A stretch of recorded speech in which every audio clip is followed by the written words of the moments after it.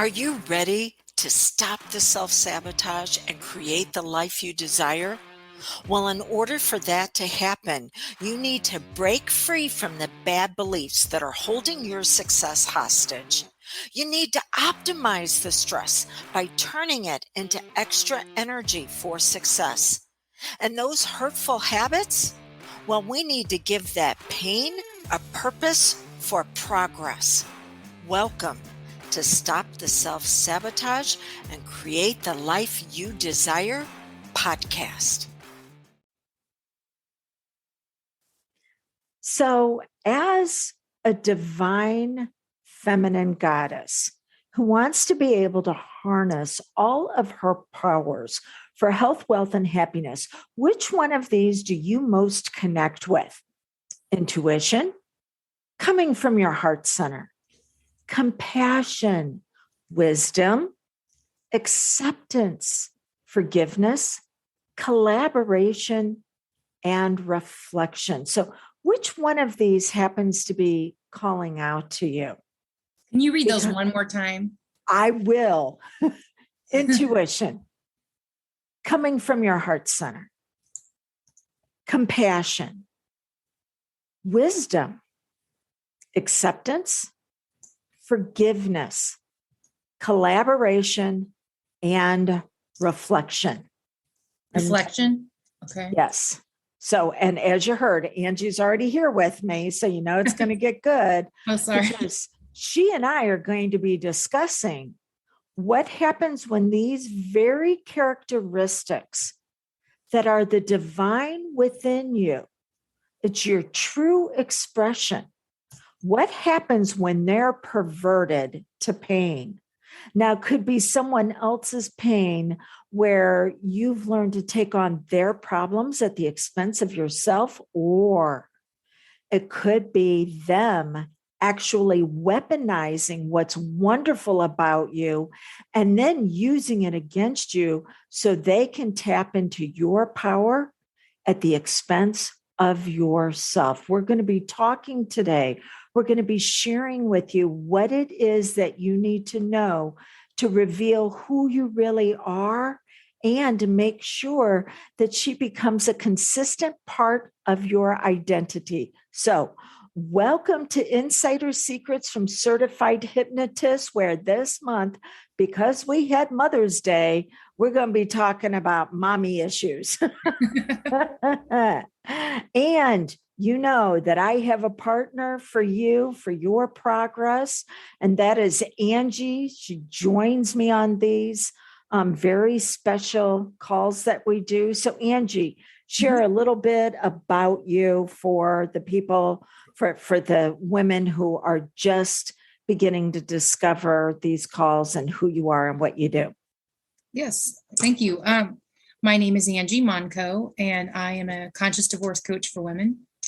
I've been playing around with the title of that, thinking about changing it to holistic divorce coach for women, because I'm so all about really integrating all aspects of ourselves, physical, emotional, mental, spiritual. And so I help women to heal from divorce so that they can move forward and create their next happy chapter and, figure out what are the traumas, what are the patterns that have kept them in that relationship, wanting out of the relationship, and just that whole area of relationship, and really betrayal of self.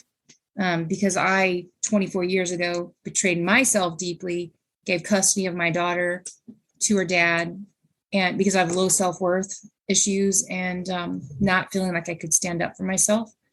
And I've learned a thing or two about how to become a loving self-advocate. So, yes. I'm passionate about.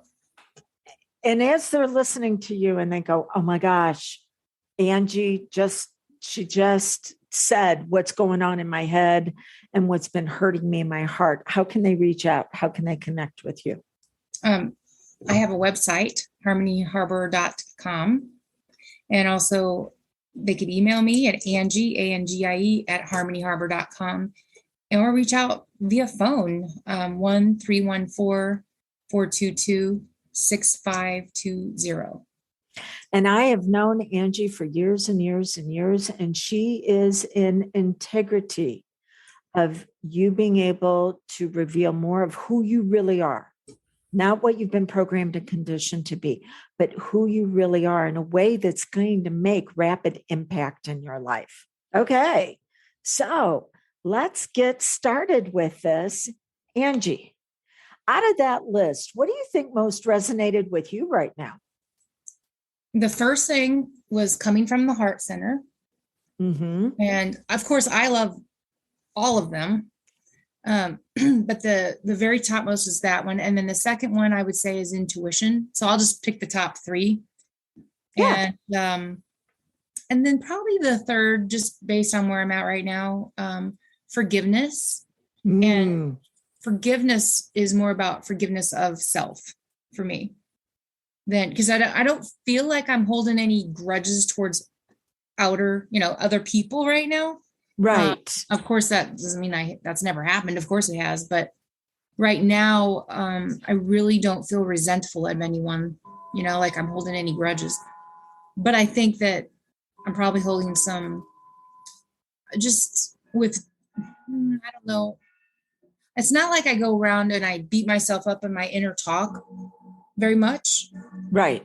But I think that deep down, there's a part of me that still is, how could I have given Maddie custody to her dad? Yeah. So how could that have happened? And I love that you've brought that up, because there is a difference to the subconscious mind. And because we're both certified hypnotists, that's what we're dealing with, the home of the emotions, the seat of the soul, the abode of the belief. And so there's a difference between us being challenged, whether someone else is challenging us or we're challenging ourselves, because a challenge always means that there's an area where there's more to be revealed, right? Mm-hmm. So being challenged can be very healthy, but there is a difference between that and someone or something causing us to question ourselves. Mm-hmm. So when we question, we begin to doubt and we begin to lose faith. And we begin to wonder, but wondering in a way that actually holds more pain. How could I do that? Mm-hmm. So when we know that we're challenging ourselves, because it can be, well, how could I have done that? Well, because of who I was at the time. Mm-hmm. And she needs to be loved into wholeness and happiness. But if it's like, oh, how could I have done that? I was so wrong for that. When we do that, then whatever is recognized is amplified. And if we're recognizing the fact that we were taught to question ourselves and question our motive in a way that holds more pain, that is never going to lead to our wellness or our wholeness. What do you think about that? Oh, very true. And since this month is about feminine qualities, Mother's Day and all of that, I think this conversation fits really well into, being a mother, and how I felt as being a mom back then. And I'm just, when I said forgiveness, I'm really going just based on just a hunch that, because I'm not outwardly feeling horrible about it. I mean, I really not. I feel like I have done a lot of self-forgiveness for that and turned that pain into progress. Like, well, how can I help other women see what they're going through and realize that, oh, maybe I shouldn't listen to those external forces or people or, institutions or systems that are telling me that I'm not good enough or I'm not worthy but so going back to then when that happened, like I didn't want to give custody of her. That's not what I wanted. I was very clear. I wanted joint custody. Right. But yet I did not fight for it because I felt guilty for wanting out. I felt guilty for wanting out of the marriage. And he was 12 years older than me. So sort of that authority figure. And when I met him, he was my teacher, my high school teacher. And so there was always that authority there. And again, I'm psychoanalyzing. And so there was that.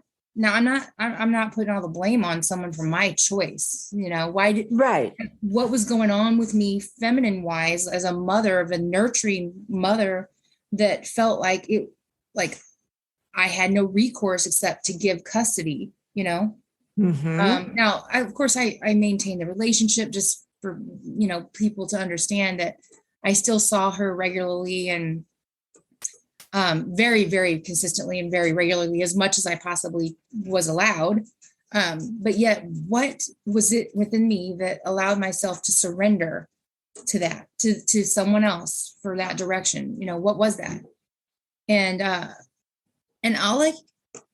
this comes to mind that when I was growing up, I didn't feel like my mom, we're talking about moms, Right. We are too. That she was strong. Like I didn't see her as a strong woman. And I just know I love her so much. But then when I was growing up, she was the victim of domestic abuse, and my little mind was like, I think how I interpreted that was, why don't you stand up to him? Like, why don't you do something? Why don't you leave? Or, I don't know. It was confusing because my dad was supposed to be the protector. Right. And so I don't know, but Dawn, you might know more than me, but would that affect one's ability to mother? Like, yeah, because if you say so we're talking about mommy issues this month. Right. Yes. And I was with the same thing in a household where there was domestic violence, and I had the broken bones to prove it. But my mother, instead of not standing up for me, would actually point out things that I had done wrong. So my dad would come after me instead of coming after her. Oh my. So we've got the same issue. It just manifested in different ways. Now we understand things like trauma bonds. Mm-hmm. Okay. And just the trauma itself of the violence and how the brain doesn't work, or the system doesn't work the same way after that. So if we're seeing that our main figure that is supposed to teach us how to be divine feminine is dysfunctional, then we'll go to the masculine, the dysfunctional masculine, because we don't want nothing with that feminine. Right. Yeah, because it represents everything that we feel like is weak and wounded and a doormat. Yeah. And so, we will then, there's an old saying that says, cut off your nose to spite your face. So we don't know how to get to those characteristics and those attributes that we hold within, get to the progress side of them. So we just throw them out completely. Yeah, you're correct on that. Yes. Right. The trauma bond. Yeah. Yeah. That makes sense. Feel like, well, maybe on some deep level that why I'm not a good nurturer. Because like you said, the dysfunctional masculine, I went the opposite. I swung to the opposite side of the pendulum. And we know that the women listening to us right now will do the same thing. Mm-hmm. That a pendulum, when swung too far over on the other side, is released. Well, it's got to match that energy swinging to the other side. And so we'll go from dysfunctional feminine to dysfunctional masculine. And when we do that, what we will actually strap on a set of balls and try to prove that we can handle anything that comes our way. And I don't know about you, but for me, that led to overperformance. Yeah. It led to caring too much and not letting anyone in, because I didn't want to be woundable. So built those walls around the intuition, built the wall around being heart-centered, but also confusing forgiveness with trust. Because forgiveness, when we forgive, that requires nothing of the offender, of the perpetrator. Right. It is based on grace. It is unconditional. That is forgiveness. Trust, on the other hand, is conditional. It has to be earned, and it requires almost everything of the offender. So we were taught to forgive, but when I said at the very beginning that some of our attributes were weaponized and used against us, we weren't taught the difference between forgiveness and trust. And so we would forgive and offer grace in a way where someone would just hurt us all over again. So when you say some of our attributes were weaponized against us, I'm just trying to think of like an example, in my life or in your life. Yeah. Like in that relationship, with my first husband, because I'm remarried, and so when I think back to when I was dating my first husband and then got married, had our daughter, and gave him custody, 5 years later after we were married, and how maybe some of my attributes were weaponized against me. Like I'm an empath, I think a healer, very sensitive, compassionate, intuitive, like all those are my attributes. Yes. And deep connection, building deep connection with people. So how that might be weaponized against me was to play on my heartstrings, like, well, I want you to have a relationship with her. Like, this was what was actually told. I want you to have a relationship with her, meaning my daughter.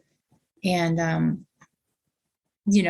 like, it was just, there was a lot of manipulation because he knew I was sensitive. And, yes. Is that what you mean? It sure is. So I'm along the same lines as far as collaboration. I love to work with someone in a very intimate way to set up what I call sacred space, which is the energy for them to reveal themselves at their very best. And I get to do the same thing. And then together, we can create something more significant and beautiful than we could on our own. So one of the long-term relationships I went into is that they understood I was very much into collaboration and came to me with a story of how they had been wounded in the past from somebody who took advantage of them and took all their money and took all their time. And so then I show up with the dysfunctional masculine, because it's not okay to be feminine. That's okay. I'll earn enough for both of us. That's okay. I'll make sure that we split everything 50-50. But if that other person ever caused me to question, was this really fair and how it was being divided up, they know that I would overcompensate and overfunction and go, that's okay. I'll pay for it. I'll take care of it. I'll do it. And so it was gradual, the old story of the boiling pot of water, you throw a frog into it, it'll jump right out. But if it's lukewarm and you throw a frog into it and then gradually turn up the heat, the frog is going to boil to death. So it's gradually the heat's being turned up and I'm not recognizing it, that I need to collaborate with myself and go, wait, is this really healthy? And instead I went dysfunctional female that says, I will be the martyr. I will sacrifice myself in order for someone else to be okay. Yeah. And it took me out financially. It did. It took me to the very bottom. That's what it means of being weaponized. And then going back and going, wait, let me look at the other females in my life. And I had a mother and I had a grandmother that both wanted to leave relationships and said that they couldn't because they could not financially support themselves.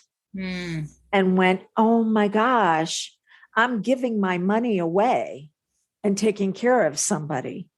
And I'm also living their legacy. I'm also going, oh, I can't take care of myself, not because I was in a one down position, but because I gave my money away to put me in that one down position, just like they were in. You know, it's just like a lottery winner who takes the one-time payout. And if they take a one-time payout, chances are they will be bankrupt within 7 years because that money didn't fit with their identity. Well, that money didn't fit with the identity that I had been taught by previous generations of women in my family. Wow. Does that make sense? Yeah. Yeah. I'm just thinking about like my grandma, you know, like people in my life, the women so before I go on to that though, the list that you read is collaboration your number one on there? So collaboration was at one time my number one. It is not where I'm at right now. So out of that list, I've consciously chosen where I want to be. And so heart-centered first. And then collaboration. So just for y'all listening, Angie and I are going out to a concert later on tonight. And so I had to go into my heart and go, now I'm not taking care of anybody at the expense of myself. I want somebody where they bring something I don't have and I bring something they don't have. And now we have a beautiful experience. And so Angie and I decided to go to this concert together. So I went into my heart center first and then said, hey, Angie, do you want to go with me? So collaboration is still there, but I need to make sure that because the subconscious loves to play games. If it's the subconscious is between the ages of 8 and 12, average it out, it's 10-year-old. She loves to play games. Well, we have two types of games. We can either play to win because we have dominance, or we can play to get better to be able to play again. And so I'm needing to make sure that the people I invite in are ones who want to play better so we get to play again, not where it is a win-lose proposition. Right. Did that answer your question? Yeah. And you mentioned something about being the martyr. And I recently learned in human design. Have you heard of the human design? I don't know if you've heard of that, but I'm really new to it. But someone ran my chart and I'm a 3-5, which actually is the martyr. I always get the word wrong when I say it, the heretic or heretic. Yeah. Heretic / martyr. And I'm like, I don't want to be a martyr, but yet that part that wants to take over responsibility and, you know, like you said, over accomplish, overproduce. So what would be the upside for you? So because we've always got a pain side and then we've got a progress side. So the pain side can be the martyr. What would be the progress side to that for you? Well, lately I have, I do this chakra exercise. Okay. And it's really shifted for me. And I'll explain what I did before and what I did after. And this will, I think, answer your question. So, you know, we have 7 chakras. And so what you do is you put your hands over each chakra. And then you just kind of rub your hands in a circular motion and say open and harmonize. So like at the root and then all the way up, you know, the midline of the body to the crown. So over each of the 7 chakras, you say open and harmonize. And then I would say, like letting go, like for example, the root chakra, which is right near the pelvis area. when that's out of alignment, we have a lot of fear, you know? Right. And so I would say open and harmonize, releasing fear. Okay. Mhm. And then I'd go up to the sacral, which is below the belly button, which if we're out of alignment there, we have a lot of guilt. We have a hard time receiving pleasure, you know, money, Right. and so forth. And so I would rub there and say, releasing guilt. And then open and harmonize, releasing guilt. Okay. You get the idea. Yes. The solar plexus was shame, and then the heart is grief. And so what I'm doing now to sort of alchemize the pain and turn it into something beautiful is I go to that chakra and I'll say at the root, open and harmonize. That's the same. But then I'll say embracing the fear. Instead of releasing it, it's embracing it, the fear. And then I try to think of what's the opposite. I know this might get a little complicated, but like, what's the opposite of fear? And I think security, right? Emotional security and all sorts. So embracing the fear, because we want to resist fear, right? We want to resist certain things. So I'll say embracing the fear and embracing security. Because on one side, I want to resist the negative feelings, but on the other side, I don't feel worthy of security or, you know, whatever the opposite end of the spectrum is. And so that's what I'm saying now, embracing the fear and embracing security. I'm embracing both sides. It's like more of it's not either or, you know, it's holistic. It's holistic. Exactly. Like you said earlier. Yeah. Right. We don't want to make any part of us wrong. Right. We've had enough people do that to us. Mm-hmm. And the thing is, what happens is when you truly can hold all of that, right? The quote negative and the positive, then you can sort of breathe out blessings to others. You can hold that space for others because you're not going to judge them for where they're at, you know, and I'm not going to judge me. It's helping me expand. That's what it's doing. And that's what we want is expansion. Right. And I love what I believe it's Carl Jung who said, we can study people who have illness and all we can do is learn to treat disease. Mm-hmm. If we study people who are healthy, then we can learn how to reveal our own internal health. Mm-hmm. And so when you say finding the opposite side or finding the harmonious side, for me, the martyr, she's all about sacrifice. Yeah. So I'm like, okay, girl, you're right. We got to sacrifice something. Mm-hmm. But when we look at the true meaning of sacrifice, I don't know if it's the Greek or the Latin, it means to let go of something of lower nature for something of higher nature. Okay, yeah. So, girl, if we got to sacrifice something, instead of sacrificing ourselves, sacrifice something that is holding us back from being significant. Yeah. Let go of something or someone that is weighing us down and holding us back. And what's really interesting is that once we go, oh, well, we're still going to sacrifice, but what is it going to be? Mm-hmm. And we start stepping into that fear, like you said, holding a space for both of it. Well, what is it that we've been fearing lately? So I was working with a client where she was fearing asking for her worth in her career. Mm-hmm. And so going, okay, yeah, you don't know if you're going to get it until you ask for it. So let's go ahead and ask for it and see what happens. And she starts getting people to say yes to what she's asking for. Mm-hmm. And it wasn't surprising that the next time I got together with her, that we're talking about that. And then she brings up, she's like, this seems like out of the clear blue, but you know, I've been in this relationship for a while now, and it just seems to be so one-sided. This guy is just not stepping up.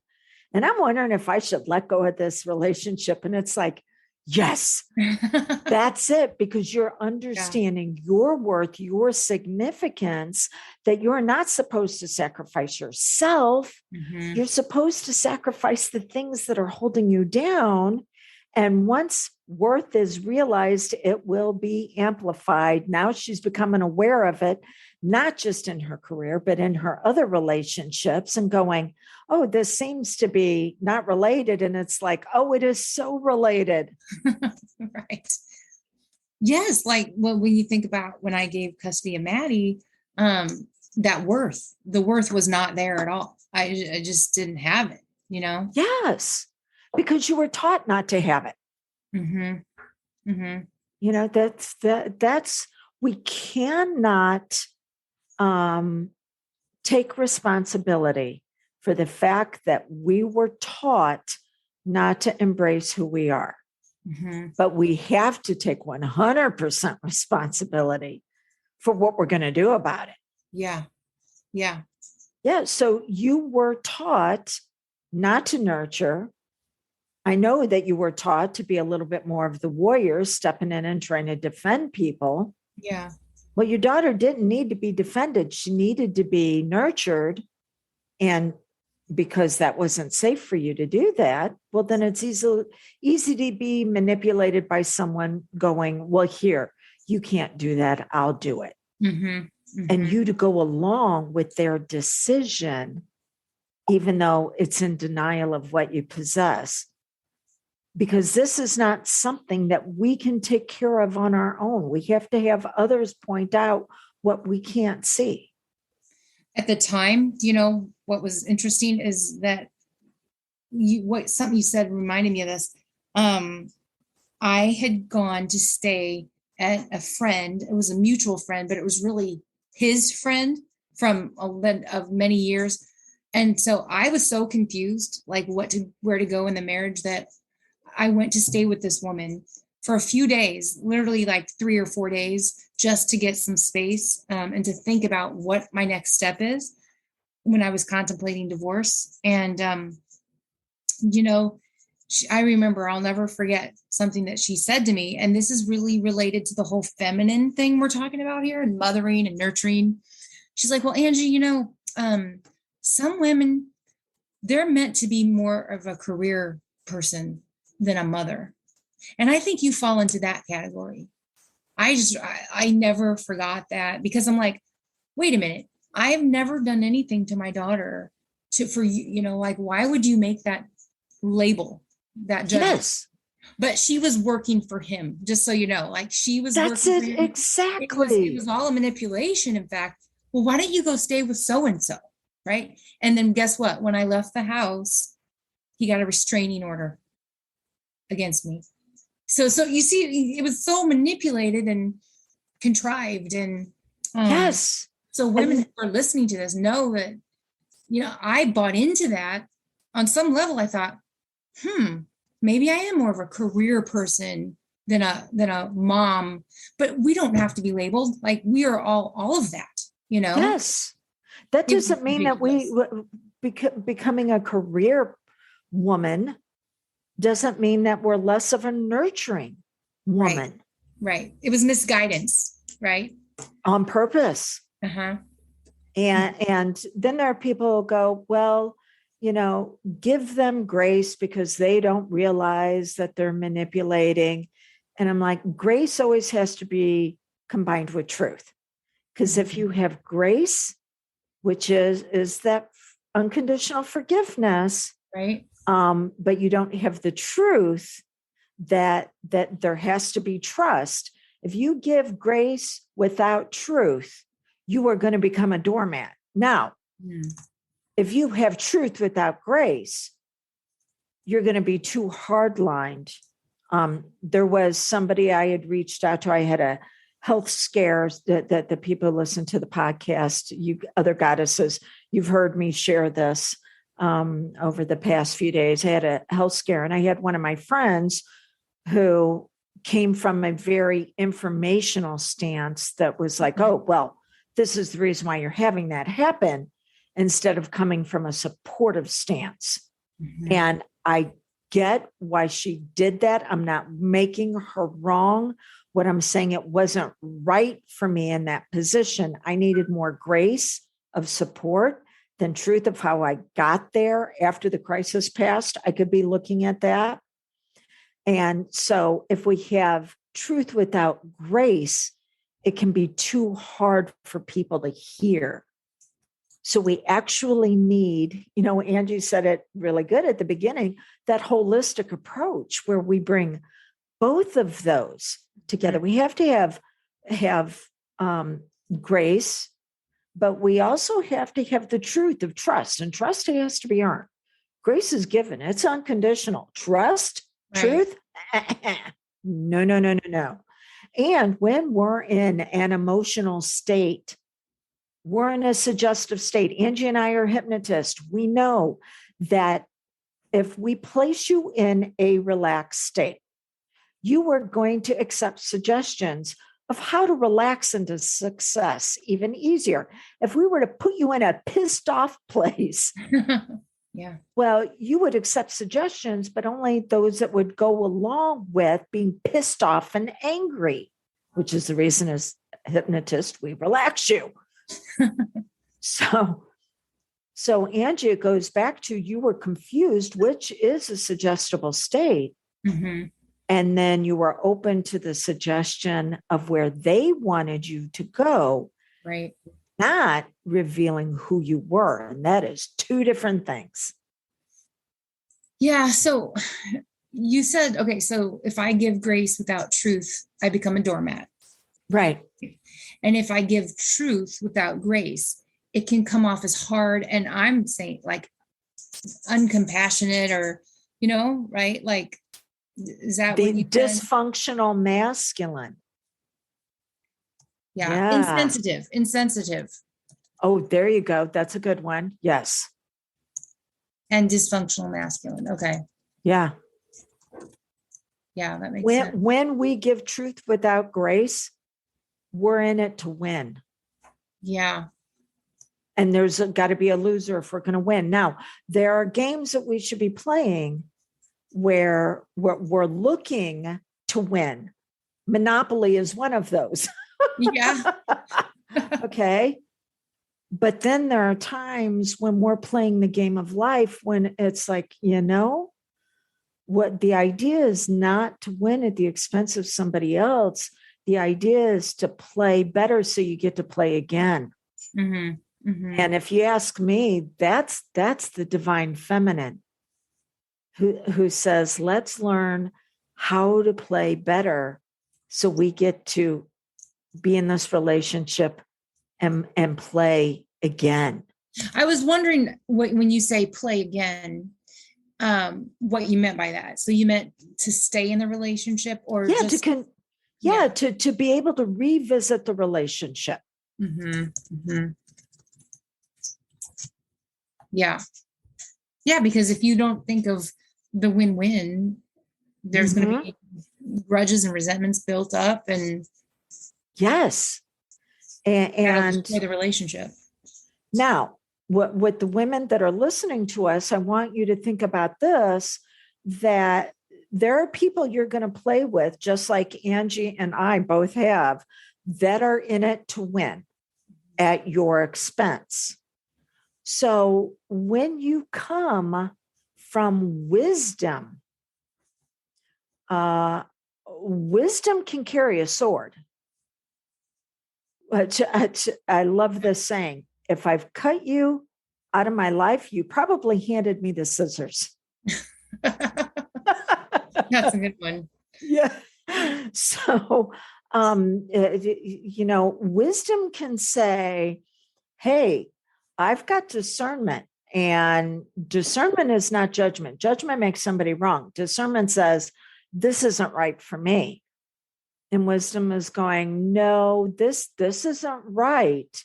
And she has the ability to step into the warrior and use that sword to cut people off, to cut them out, to cut or limit how much is experienced.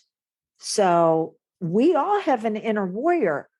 and we need to know who she is and actually become companions with her, because she will be the part that will step up and go, you know what, not today. In fact, tomorrow isn't looking good. In fact, I don't think this is ever going to happen.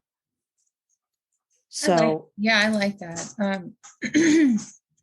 Because I think last time we talked about the alter ego, I mentioned it on the last NGH call. And do you remember that, the alter ego? yes. And so what you just said about how wisdom can come with a sword, and it's like that's the warrior princess, right? Or the warrior. She is. Warrior goddess, as you would probably say it.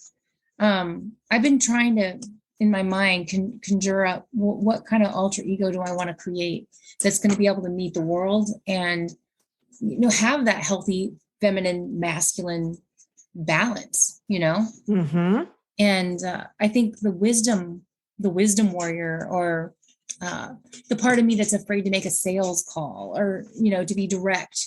I want to be able to do that, how can she show up in a relationship, not being the martyr, but just advocating for herself. I call it a loving self-advocate, but I think more of an alter ego term. And I like the wisdom warrior. I don't know. Yes. Well, if we think of a warrior, anybody that is in the military, Mhm. what is their ultimate goal? And it is not war. Their ultimate goal, that's right, is peace. Mm-hmm. And peace, nothing missing, nothing broken. Peace in the land. When there is peace, only then can we have true prosperity. So the wisdom warrior is meant to make sure that nothing comes in to steal my peace. So the meant to maintain peace. Yes. And to increase it. And that's a big difference from the peacekeeper, right? Oh, yeah, it is. Because the peacekeeper can be the one that we fall into, mm-hmm. where now we're beginning to martyr ourselves to try to make it okay for everybody else. Yeah. Mm-hmm. Yeah. Because we often think, well, in order to keep everyone happy, I have to do this or that. And it's just the opposite, Not only are we not keeping them happy, we're making us miserable at the same time. So no one wins. It's a lose-lose, It is. And so whenever I go, I want to, the other side of my martyr is significance. Significance says that I recognize my brilliance and I recognize it in others. And I invite them to bring their brilliance in. Whether they do or not is going to be up to them. Right. But it is my warrior that is out on the perimeter going, well, if they don't want to bring in their brilliance, if they want to bring in their bullshit, no. Leave it at the garden gate. We can always repackage it as fertilizer for the garden of growth, but you are not coming into my sacred space if you are coming in with less than your best. Now, sometimes somebody's best is they're wounded and they're coming in and they're going, please help me bandage up these wounds. This hurts. And oh my gosh, yeah, we can love them through that. But if they're going to come in and go, I'm wounded and I am going to blame everybody else so they get to stay the patient, I'm not going to have any patience. Mm-hmm, mm-hmm. So, just to kind of process what you just said, you said the martyr's opposite is significance? For me, yes, because it's at the level of worthiness. Right. So worthiness, you've got importance, and we can be important. Look at me, look at me, look at me, because of all the sacrifices I do. What's on the other side of importance, which is significance, which is recognizing what's superior about us, our brilliance, what's healthy. Remember Carl Jung saying, we find what's healthy, we can get healthier. So finding what's healthy, but also saying, hey, bring what's great about you. because Right. significance can only be achieved. It is the level of partnership. Our worth does not happen in a vacuum. Our worth can only be recognized when we're around others. Not that we're earning our worth, we're revealing our worth. Because it's the basis of comparison. When you say our worth can only be recognized around others. Well, there's comparison or there's contrast. Comparison, we typically will compare ourselves against somebody else. Contrast says, look at where I was and look at where I am now. So we're looking back and we're looking at the journey that we've taken and we're recognizing it. Sometimes that journey was dark. We kept going. And sometimes we had great friends along the way with us, and it made the journey so much more enjoyable. This is what keeps us out of, so the law of contrast keeps us out of destination disease. So destination disease says, I'll be happy when. And I'm going, no, I'm joyful now because I enjoyed the journey just as much as the arrival. Yeah. So picking out my clothes for the concert tonight. And I'm like, yeah, this is a good time. What do I want to wear that's going to be comfortable? As well as looking stylish. That's part of the journey for me because I love fashion. So it's not just the concert. It's who am I being while I'm getting ready for the concert and going to the concert and at the concert. So we've covered a lot today. Yes. And none of this was planned, folks. Like, this is all off the cuff. Yes. This is, we know what we want to talk about. Like next month, it's Father's Day, at least here in the US. So we're going to be talking about daddy issues. Yeah. So we know the focus, and then you're getting our brilliance in the moment, that divine that is coming through us and going, hey, this is our own experiences and how you can then use them for your benefit. So what's the one thing that you want the goddesses who are listening to us, what's the one thing that you want them to take away from today? I probably the advice that I would want to hear would, or not advice, whatever, just wisdom, that no matter where we find ourselves in our masculine, like overdrive or underdrive, like with femininity or wherever we fall in that all of us has the ability to nurture people and also to be nurtured. I think, it's kind of like to give and to receive. It's to nurture and to be nurtured. I think that's a healthy something to strive for, that as a loving self-advocate for ourselves, that we always show up. I've heard that my life lesson is loyalty, and it's not loyalty to others. It's loyalty to me. Oh, I like that. Yes. And so and be nurtured. And I'm going to play off of that, because the one thing that I want all of our goddesses to hear is the divine feminine was meant to receive before she could achieve.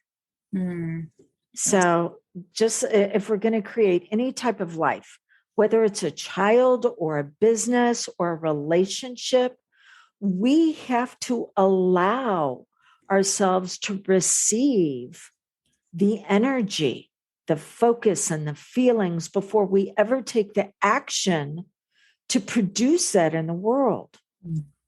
So Angie and I are sharing with you, we want you to receive your wholeness, your health, your wellness. Receive that and know then that you can build off of that and stop receiving other people's BS. By the way, that stands for belief systems. Right. Right.